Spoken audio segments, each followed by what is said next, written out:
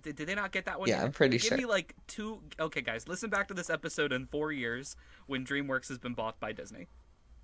Please don't fucking speak that into existence. It's gonna happen. It's just when. I can't wait to watch my Warner Brothers Disney Fox movie.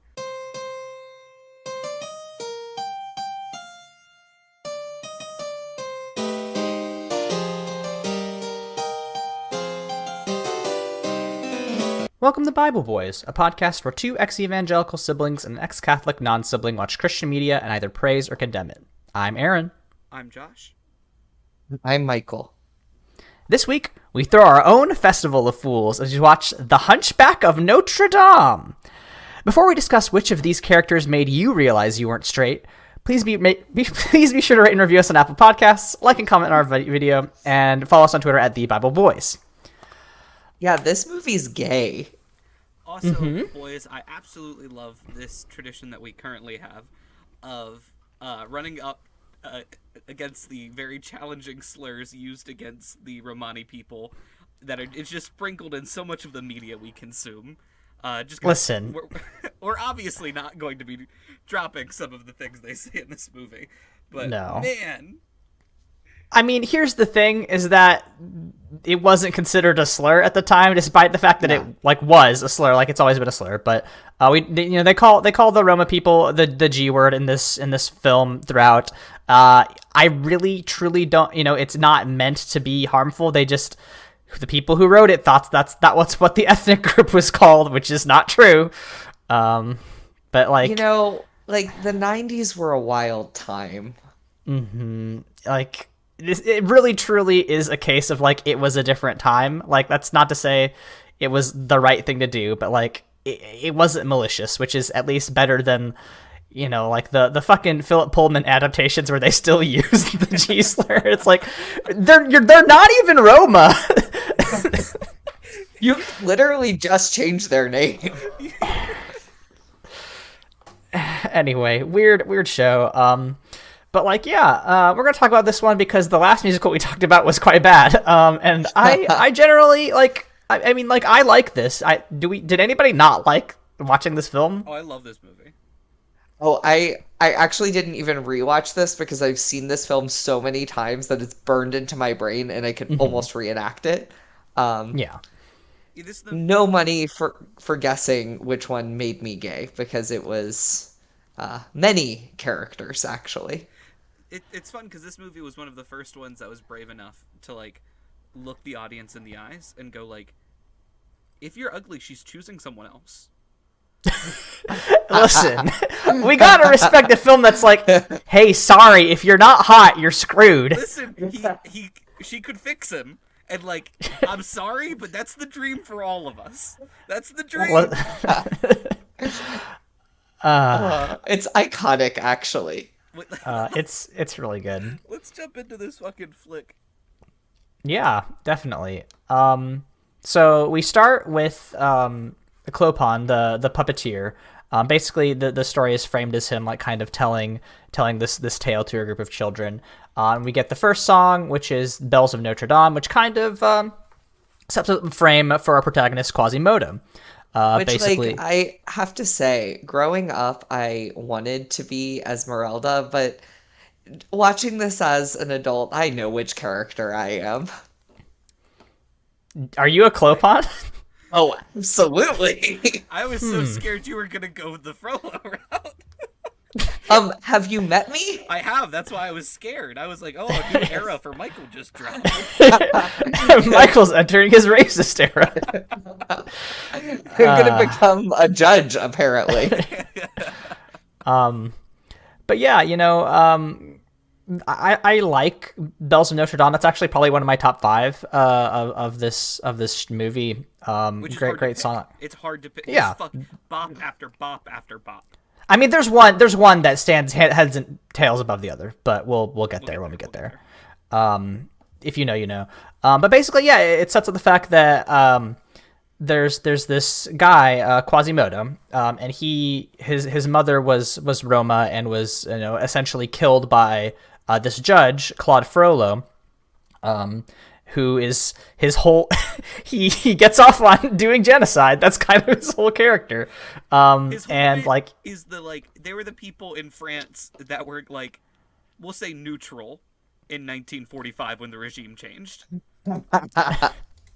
yeah, I mean like this character is like directly inspired by like Nazis in some ways. Like there's a character from Schindler's List that they directly cite as inspiration for Frollo. So like not you're not wrong. I think the exact quote is like, yeah, we kind of mix like the Confederates and Nazis or whatever. Yes, that's the Wikipedia quote. Just like, who are the most racist people we could think of? Sick. That's our judge. But make him French.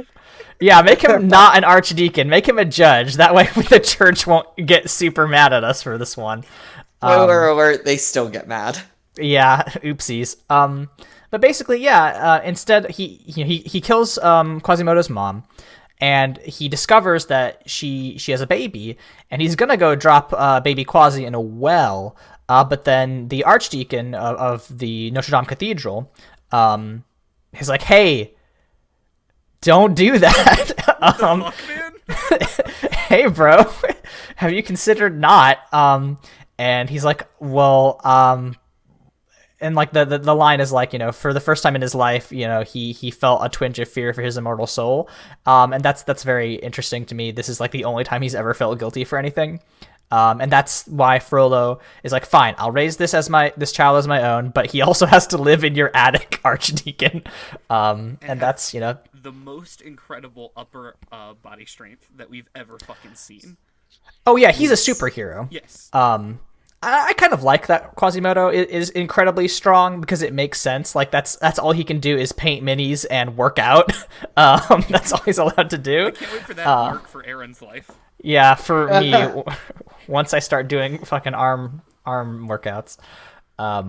But yeah, like his the end of the song, poses the question, who is the monster and who is the man, right? That's the whole central question of the Hunchback of Notre Dame, because the thing is that Quasimodo, I believe, has kyphosis. That's what gives him his quote unquote hunchback, his disability. His name literally means half formed. Thanks, Frollo. Real cool. Real on the nose, dude. Just like so rude. Frollo is like an all-time villain, and that he is just 100% over the top. And like, can I point out, like, one of the reasons that I think I unabashedly love this film and defend it so much? He might be one of the only Disney villains of this era in particular that is textually not queer-coded at all.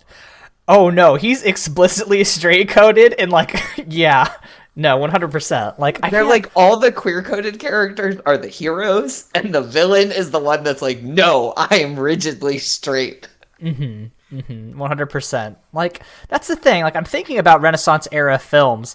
Like, I guess Tarzan maybe is the only one who's like pretty, or not. No, Clayton is who. He's the villain of Tarzan.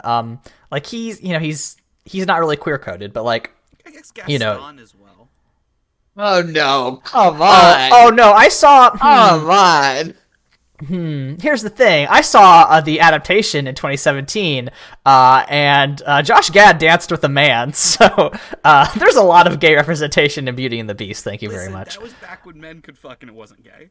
That was a golden time in our history. I just want to point out in our constant series of Baby Josh was a fucking moron, in my head, I was like, yes, Judge Frollo, who is a member of the church. And that was what was in my brain forever, even though, like, that's not at all what this movie is about. And I think it's because I was like, yes, Catholic Church, he's a part of it, they're bad. And my dad was like, he got the message, he's good. No notes. Excellent work, I don't think you're wrong, though. Like, Frollo is very, very Catholic, even if he's not part of the church, technically. Oh, like, this is their Lindsey Graham.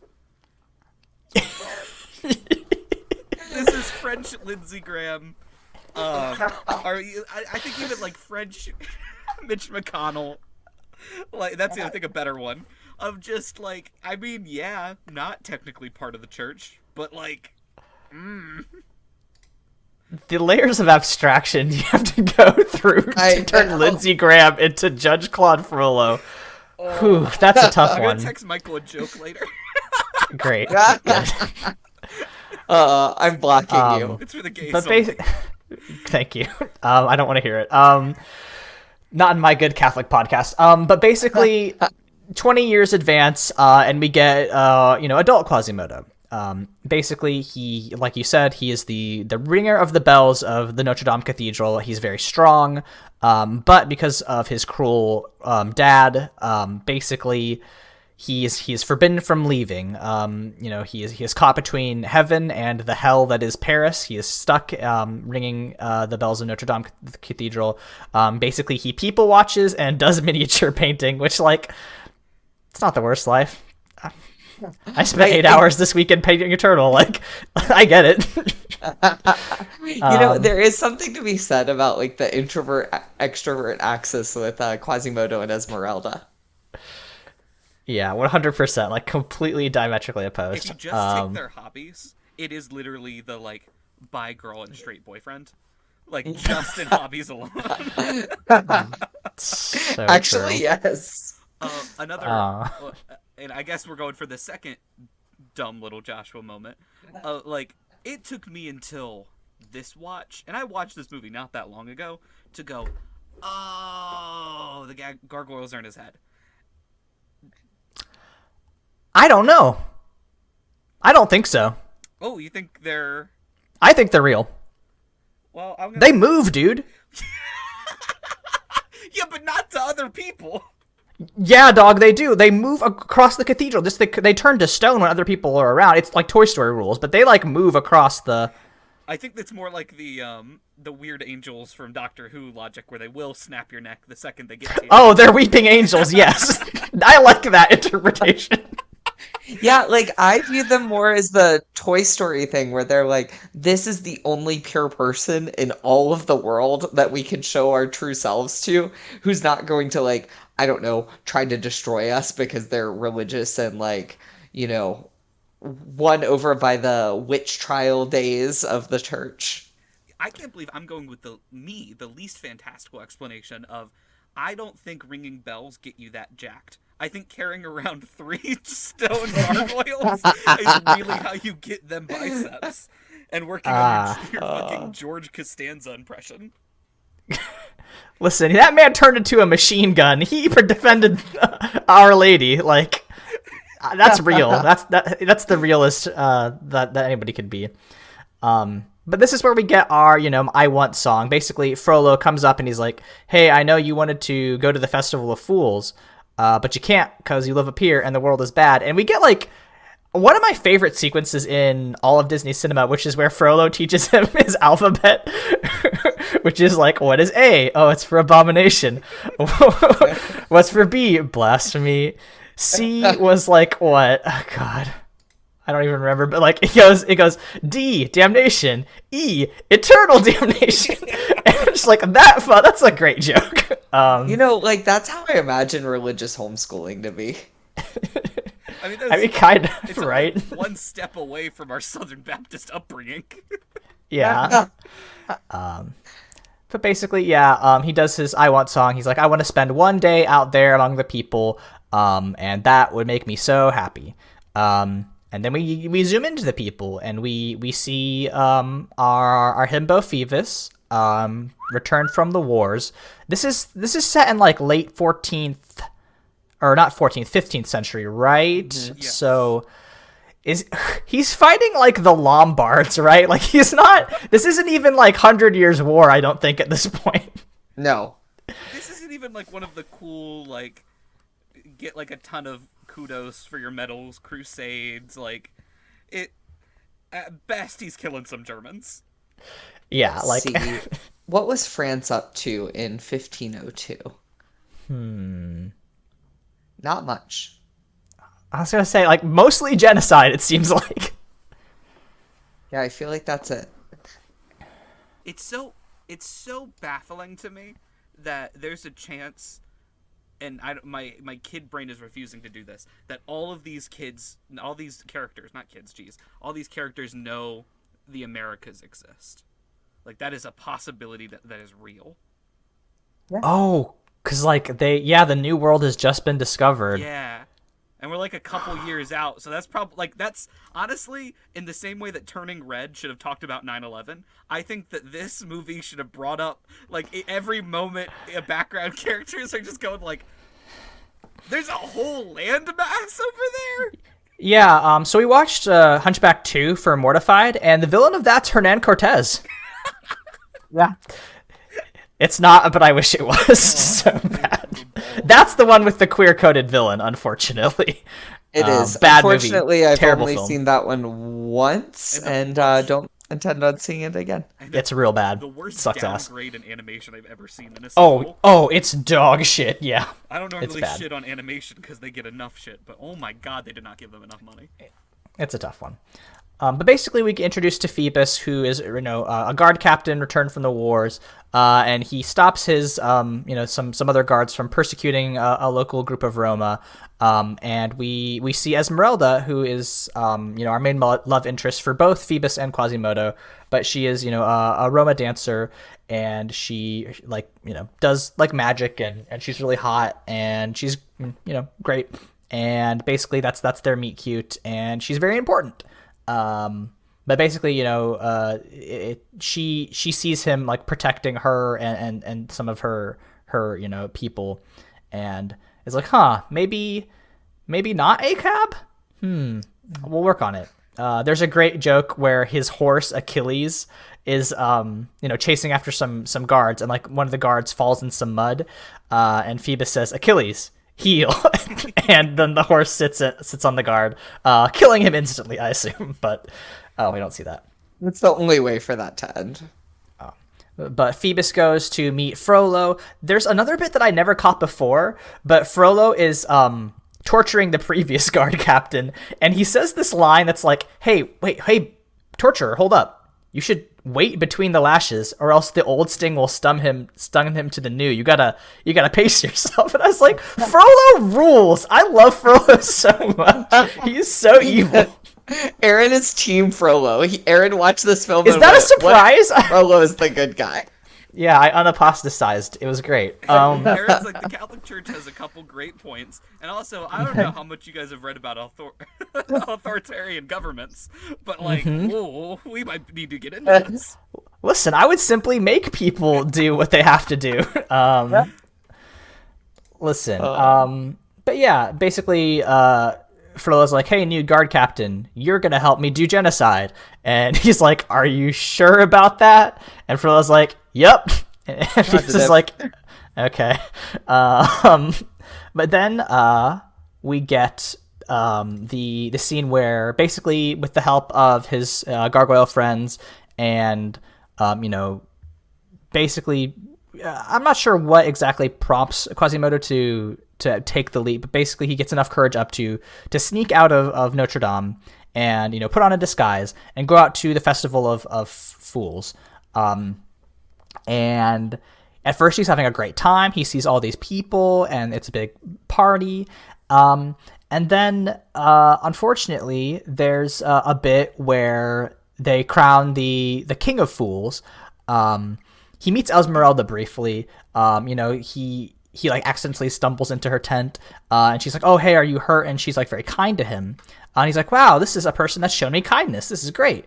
And then she's like, a great mask, by the way. And he's like, oh, bro. Which is very sad for poor Quasimodo. But anyway, they end up crowning him the King of Fools, and they're like, wow, your mask was so great. Take off your mask. It was so ugly. And then they try to, and they're like, oh no, that's not a mask, that's just his face. But then they're like, well, this is great, he's gonna be our King of Fools. But because of Frollo, is in attendance, and he's like, hey, this sucks, I hate this.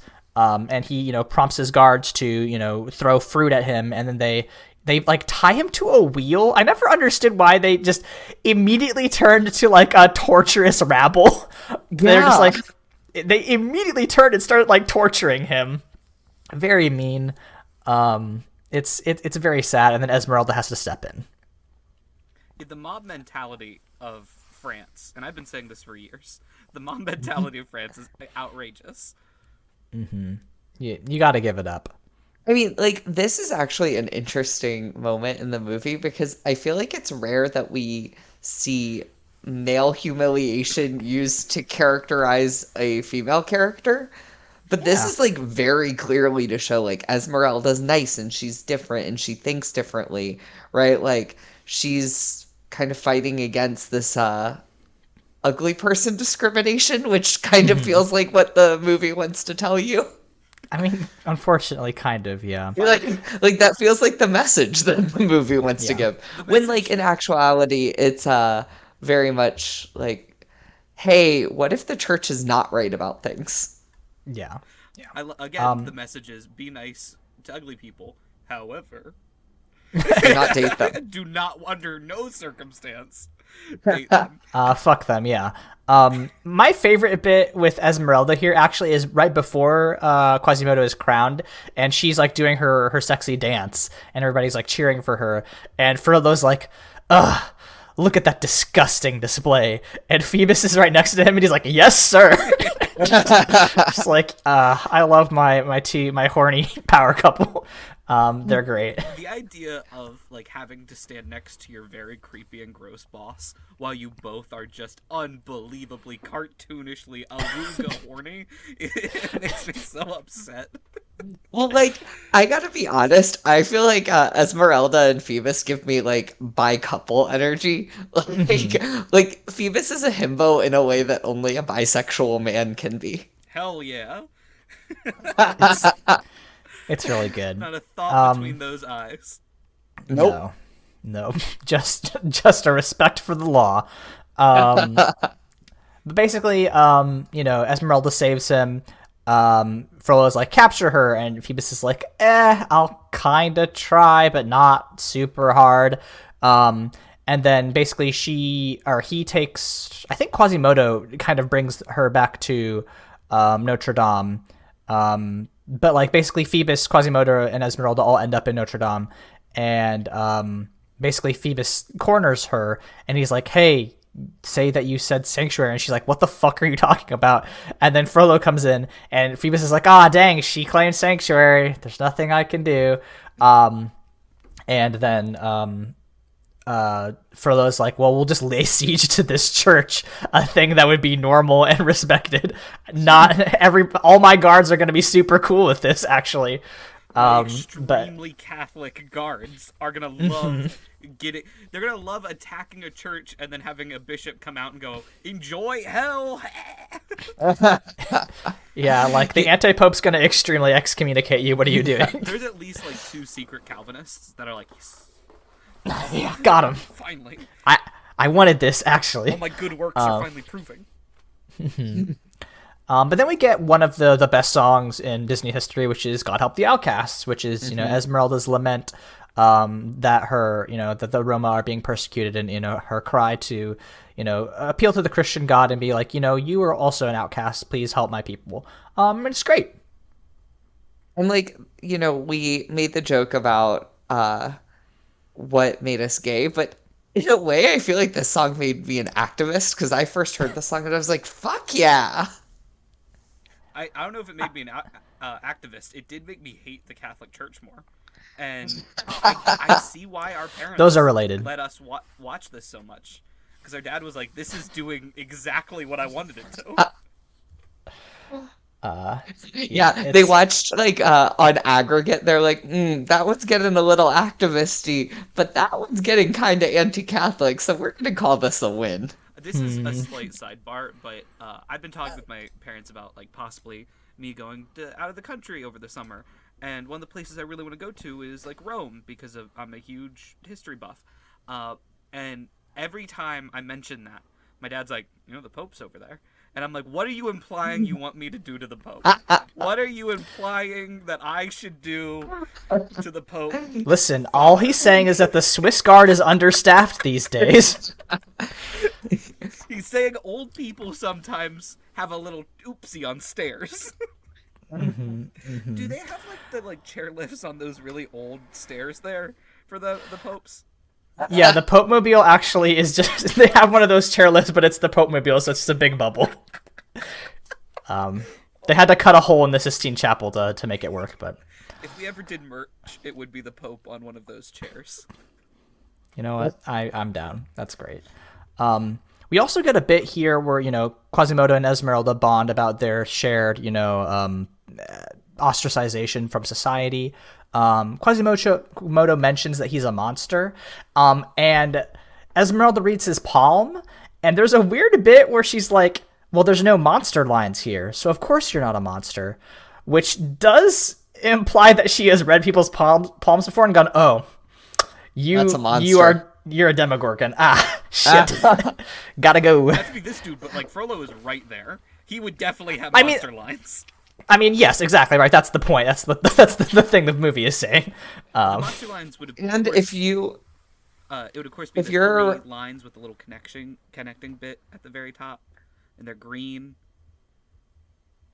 From Monster Energy drink. oh, Okay. The visual goof for our podcast. I hope you guys. Enjoy Yeah, it. great one. yep. I'm editing this one. With This you one stays in, providing baby. This no one stays visuals. in. This one stays in.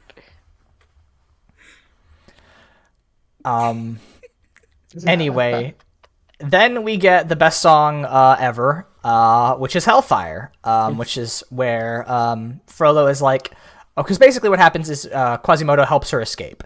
He's like, hey, I can just rappel down the church, and it's wicked easy to get you out. So he escapes, and then Frollo sings the song because he's like so horny about Esmeralda, and it's just a fucking banger. It fucking owns. There really hasn't been a song like Hellfire that did it for me in the way that Hellfire did it for me, in a very, very long time. Well, I actually have a fun fact about that one. Oh. It was a last-minute keep. They were afraid that it was going to be too controversial and decided, because this was the Renaissance, baby. They were like, can we do it? Can we do it? And then they went, fuck it. We just put out The Little Mermaid. We're going to put out Mulan soon. We got Lion King. Let's just leave Hellfire in there. There's absolutely no way at any point in our history that The Little Mermaid could have some weird controversy to it. So I think we're golden with keeping this song in. Yeah, everyone knows The Little Mermaid is the least controversial piece of media ever made and will never, ever, ever be controversial ever. I am saying on September 19th, 2022. Yeah, we're saying this because they cast a black Little Mermaid and racists got mad about it, which is very boring. The Little Mermaid is actually kind of such a... Of all the things that Disney could remake, easily the least controversial is the thing. Yeah, listen, when they eventually resurrect Hunchback, then we'll fucking talk, because I bet that's gonna be a goddamn disaster. Josh Gad says it's almost there. He says it's almost ready. Is that true? I'm not fucking with you. As of 2020. I'm gonna throw myself in a lake. Josh Gad was like, I'm in here, I'm mixing, I'm working. Josh Gad says some shit, and I wish he wouldn't. God. What are the...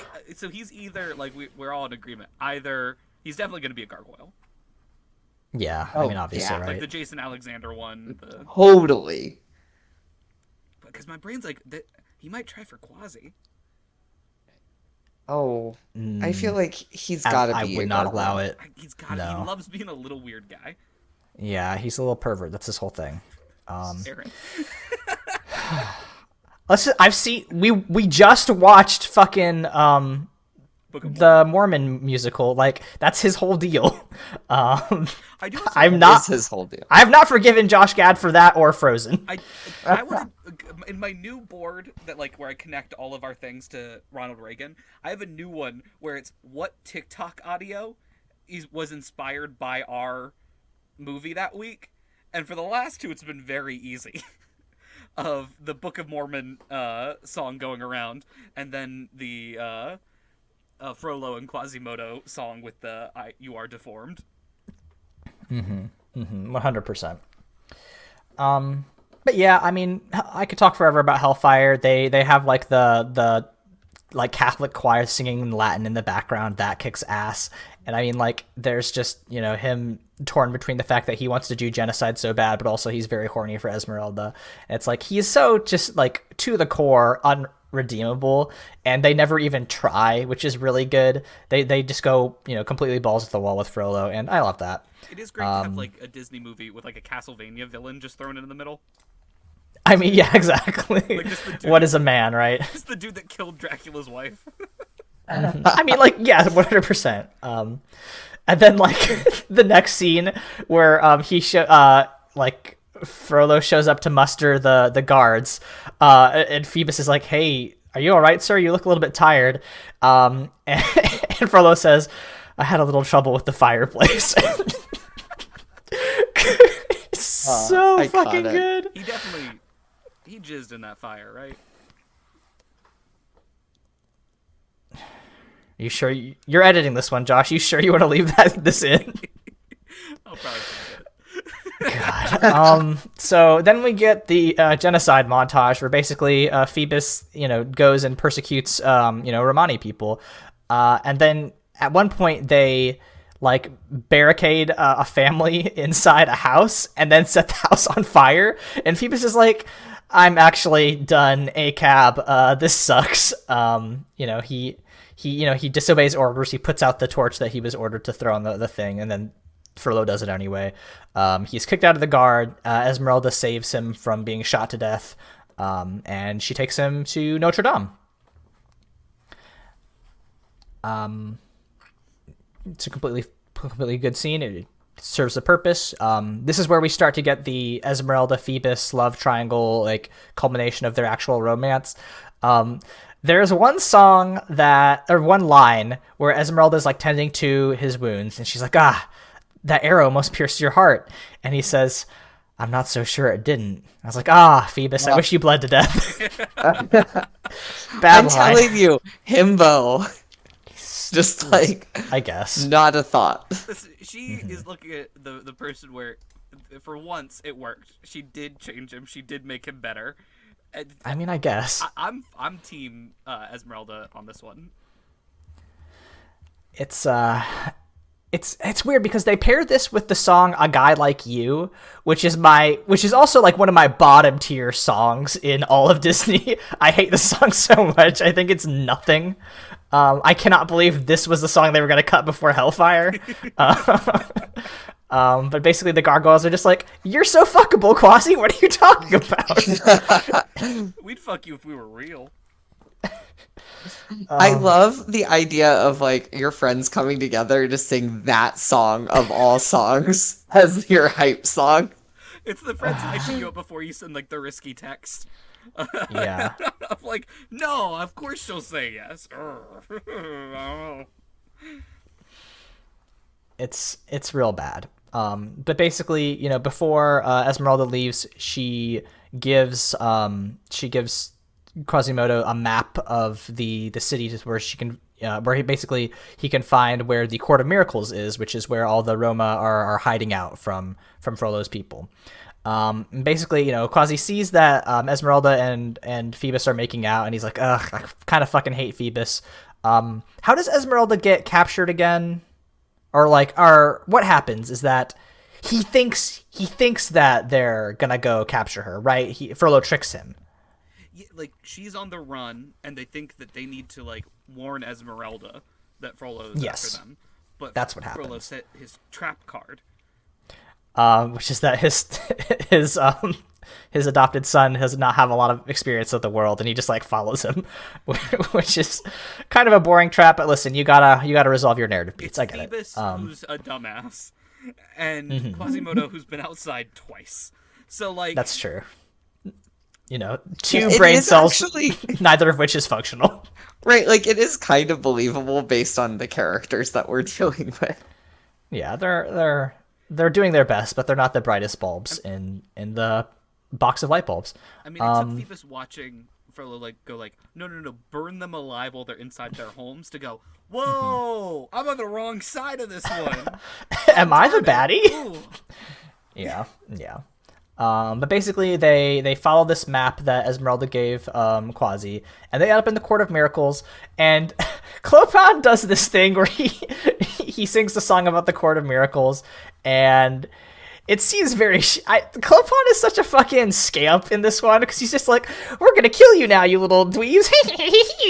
And it's like, "Hey, bro, they're trying to help." Fucking Old Testament God, I love it. I know, he really is like a chaos demon. I love him. Yeah, but basically Esmeralda intervenes again and is like, "Hey, oh, they're coming here to save us. This is great." But then, of course, Frollo walks in with like 100 fucking dudes with halberds, and they're like, "Ah, rats." And you know, all the Roma are taken away and imprisoned, you know, presumably to be mass executed. Quasimodo is literally chained up in Notre Dame like fucking Samson. It's a bad scene. So I'm glad that you mentioned the Samson thing, because I always thought that as a kid, and I didn't know if that was like a very clear thing that we were supposed to get from it, or if it was just my brain trying to be like, it's all like the Bible, because that's what mostly I was consuming at that age. No, I think it's textual. I think so Like, as well. I don't know. It doesn't seem like there are a lot of accidental religious references in this film. That's such a good point. Yeah. I mean, I don't know if it, like it's 100% like, you know, a 1-to-1 parallel, but like you could make an argument that like Quasi getting his strength back is realizing, you know, his love for Esmeralda or whatever. You know, you could make that argument, I guess. It's not a great argument, but I don't think you're wrong. I think it is like definitely a clear allegory. In this one, instead of Aaron, there are no allegories. It's real. Oh yeah, sorry, Mr. that Lewis. lion is not God. I swear to the lion if you say that one more time. Aslan, I wish that there damn was a it. fucking Chronicles of Narnia spinoff we could dunk on that we haven't already watched. I don't have any more funny stories about me being an idiot with those movies, which is We have to make new memories. I do also sad. love the idea, instead of his power coming from his hair or God, it's from overcoming incel culture. I mean, that's kind of it, right? It's Quasimodo coming to realize that it's not romantic love that defines him. It's you know, being able to take care of other people, right? Protecting other outcasts. Like, I mean, as a narrative beat, I think it's completely fine. In a modern day retelling, he would like delete Jordan Peterson's book from his library. Yeah, exactly. Unsubscribe from Andrew Tate, and just be like, I can be nice to women and receive nothing back but friendship. And I can make my bed all by myself. God in heaven. But basically we get this last moment. Esmeralda is about to be like literally burned as a witch. And Frollo, you know, one final dig is like, "Hey, I can make this all go away if you choose me." And she's like, "Hey, bro, are you fucking serious right now? This is really your ploy?" And he's like, "No. Anyway, burn her." I'm not horny. And I'm not horny. You're horny. And of course, Quasimodo, you know, sees that Esmeralda's about to die, recovers his strength, you know, literally breaks his chains, does a 6 swing, rescues her from the pyre, brings her back up, and there's the great shot in front of the rose window where he's holding her up and yelling "Sanctuary," and the audience, who is like, you know, minutes ago ready to cheer for a woman being burned to death, starts screaming and being like, "Yeah, this dude owns! I love this kid!" That was dope as shit. Look at him go.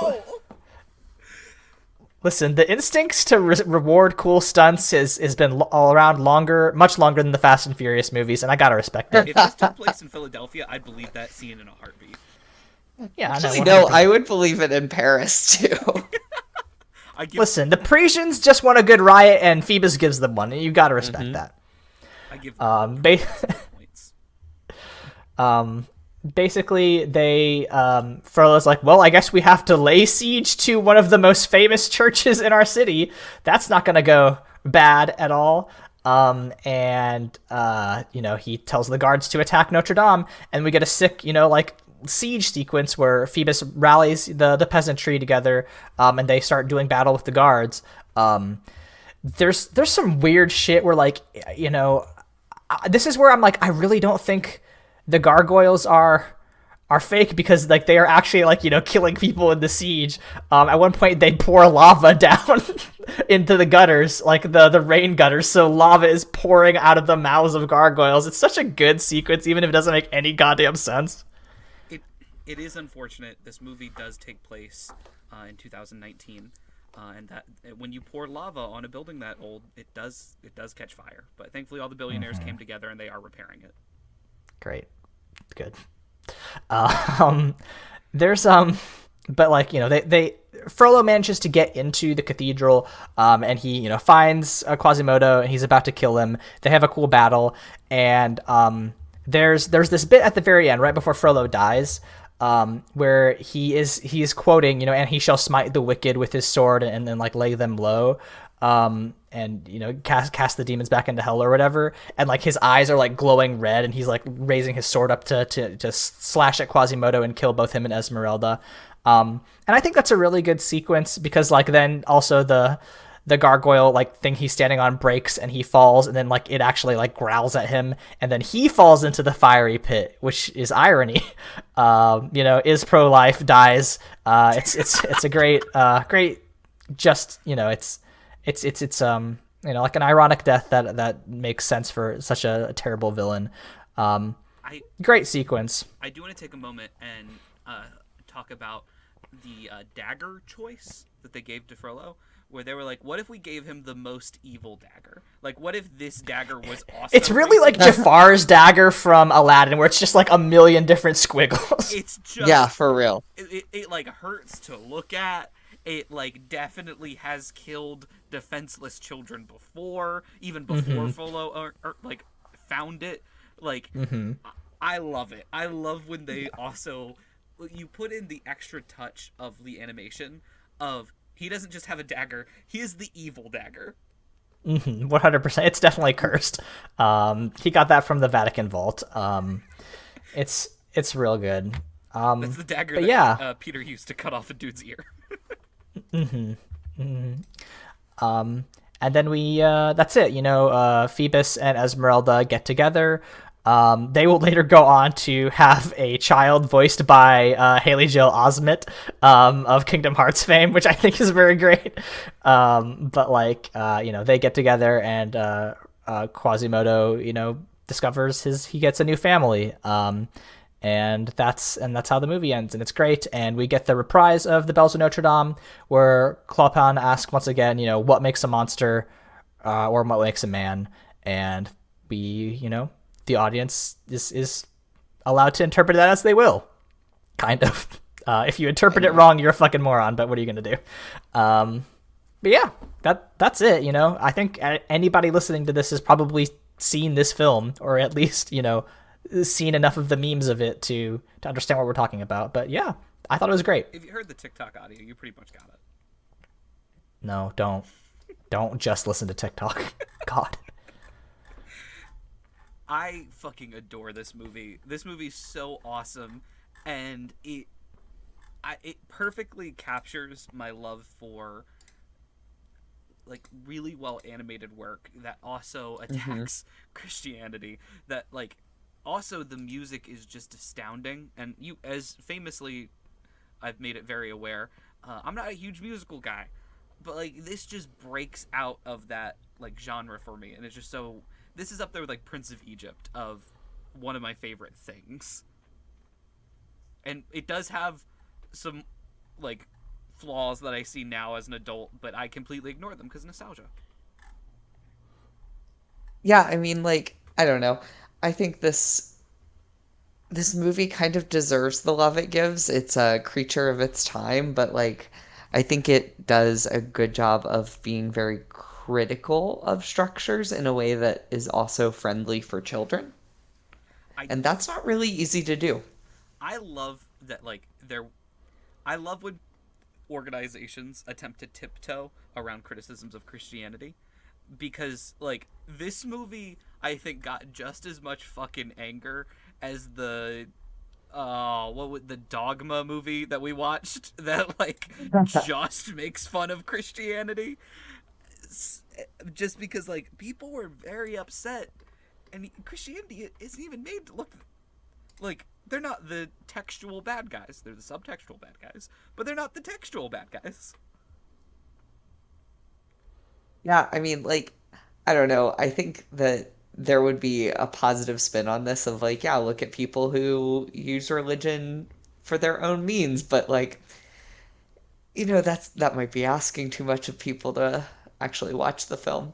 Uh, I think that my favorite part of it is a, standard Michael fun fact, and that is, of course, the Southern Baptist Convention's response to this movie. So they urged their members to boycott all films, theme parks, and merchandise.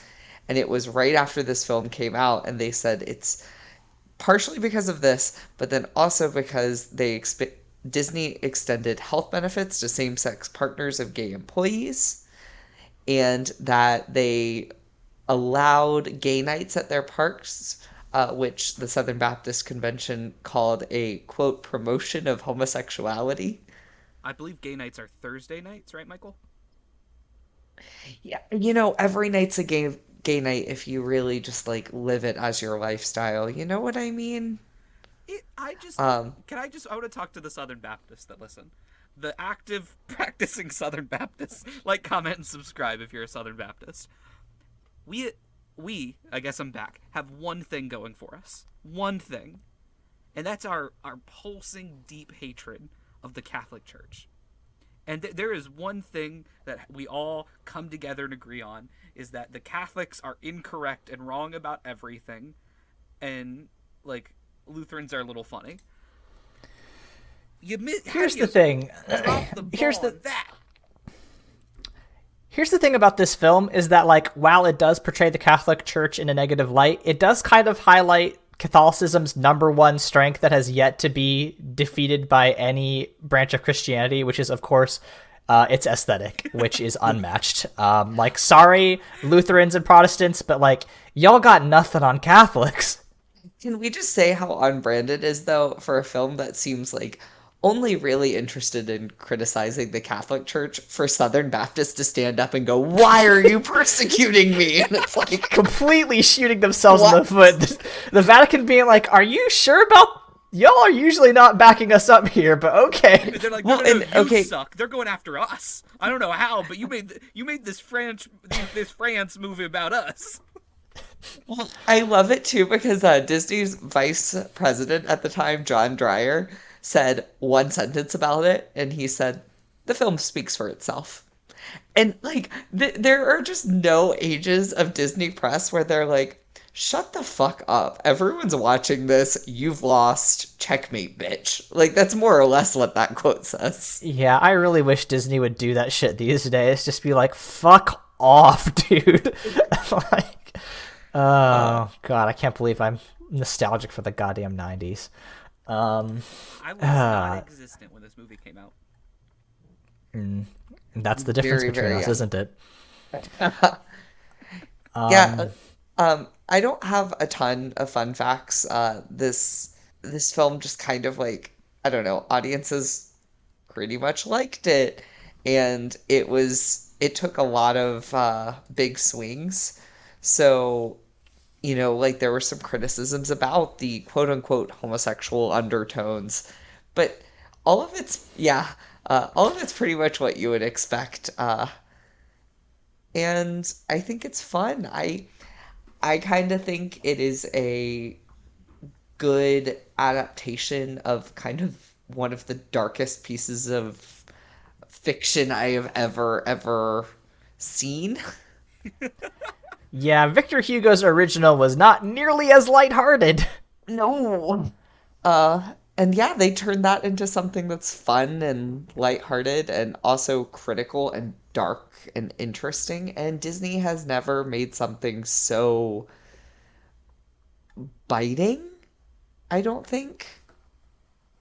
It's hard to think of something that takes this big of a swing at like an existing power structure. Like, it really is hard to think of. I'm sure there is something comparable, but like the Catholic Church is still out here like making moves, like, and I don't think they've ever, even historically, like, it's a tough thing to compare to. I think when Happy Feet was like, "Hey, stop fishing."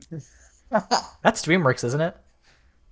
Oh, did they Yeah, not I'm get pretty that one? sure. Give me like two. Okay, guys, listen back to this episode in 4 years when DreamWorks has been bought by Disney. Please don't fucking speak that into existence. It's gonna happen. It's just when. I can't wait to watch my Warner Brothers Disney Fox movie. Stop, please. We were gonna end on a high note, Joshua. That's what I'm here for. God, shall we rate this film? Yeah, let's rate it. I'm gonna give this one, Virgin Mary, please save me from this spell.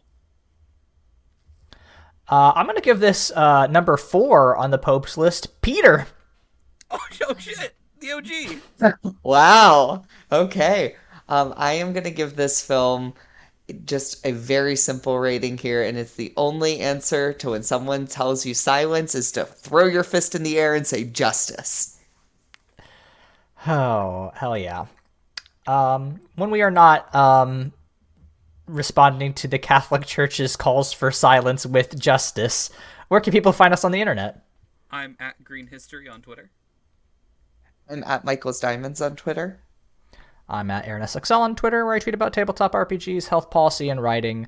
I'm at AA Voigt on YouTube, where I do tabletop reviews. I do another podcast with my friend Layla, that's at Mortified Pod, where we just watched the DreamWorks film How to Train Your Dragon. Not quite the same as Hunchback of Notre Dame, but there are some parallels if you think about it.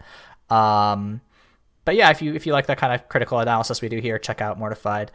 But yeah, it's a good time. But I know there's a lot of fellow ex-Catholics out there who had a tough listen. You know, we had to endure a lot of slander from these evangelicals. And I just want to remind you, my my consecrated brothers and sisters, that it is okay to cry because even Jesus wept. We'll see you all next.